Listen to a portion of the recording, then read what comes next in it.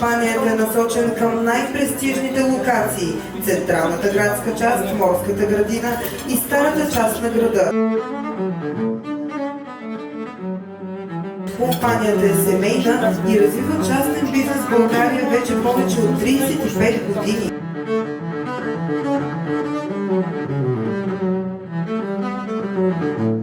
Проектът е напълно завършен и въведен в експлоатация и предлага рядко срещано съчетание от морска атмосфера, зелена градска среда и пълноценен градски комфорт.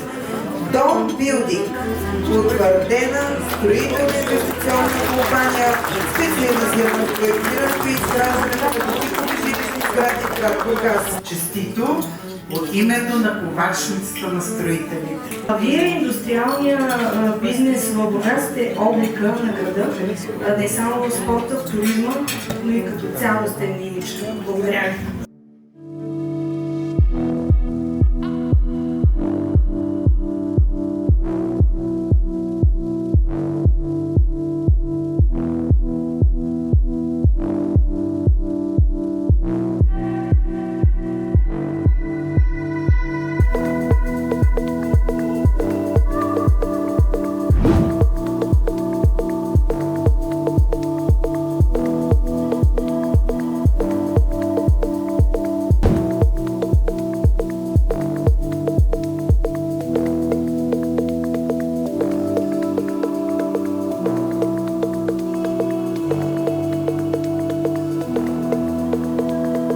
Здравейте! Аз съм Ася Германска и продължаваме нашата поредица с победителите от Бургас Бизнес Прайсес 2025.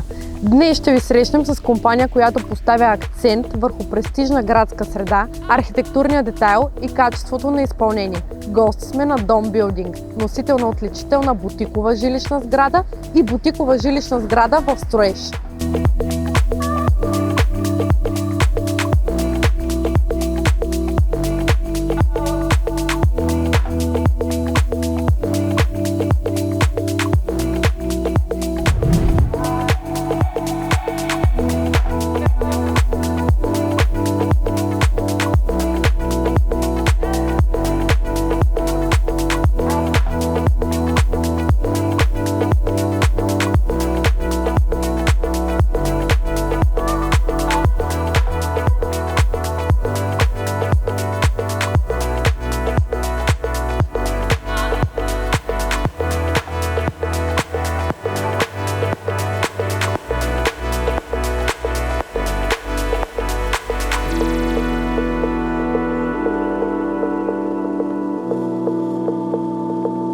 Днес мой събеседник е Стефан Проданов, управител на Dom Building. Ще си поговорим за философията на компанията, за проектите, които реализира и за това как се създава модерна и качествена градска среда.